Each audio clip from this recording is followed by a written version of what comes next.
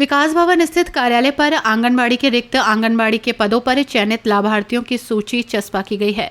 कार्यालय में आंगनबाड़ी केंद्रों के रिक्त पदों पर चयनित अभ्यर्थियों की सूची मंगलवार को चस्पा की गई।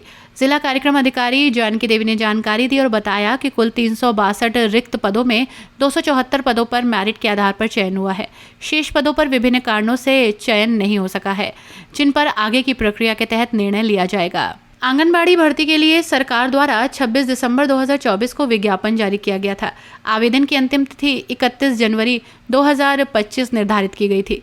भर्ती प्रक्रिया में अभ्यर्थियों में भारी उत्साह देखा गया और कुल 14,533 आवेदन प्राप्त हुए थे। इतने बड़े पैमाने पर आवेदन आने के कारण चयन प्रक्रिया अत्यंत पारदर्शी और नियमावली के अनुसार संपन्न की गई। जिला कार्यक्रम अधिकारी ने बताया कि चयन पूरी तरह से मेरिट लिस्ट के आधार पर किया गया। अभ्यर्थियों के शैक्षणिक दस्तावेजों, जन्मतिथि प्रमाण पत्र, जाति प्रमाण पत्र और निवास प्रमाण पत्र आदि का गहन परीक्षण कर मेरिट सूची तैयार की गई। इसके अतिरिक्त चयन प्रक्रिया में सरकार द्वारा निर्धारित सभी मानकों का पालन सुनिश्चित किया गया। जानकी देवी ने कहा कि जिन अभ्यर्थियों का चयन हुआ है उनकी सूची कार्यालय परिसर में सार्वजनिक रूप से चस्पा कर दी गई है। अभ्यर्थी स्वयं आकर सूची में अपना नाम देख सकते हैं। इसके अलावा किसी प्रकार की आपत्ति या संशोधन के लिए 1 सप्ताह का समय दिया गया है।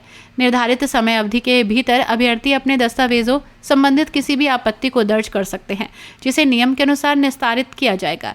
उन्होंने आगे बताया कि जिन पदों पर चयन नहीं हो सका है उसके लिए आगामी समय में पुनः विज्ञापन जारी कर प्रक्रिया पूरी की जाएगी।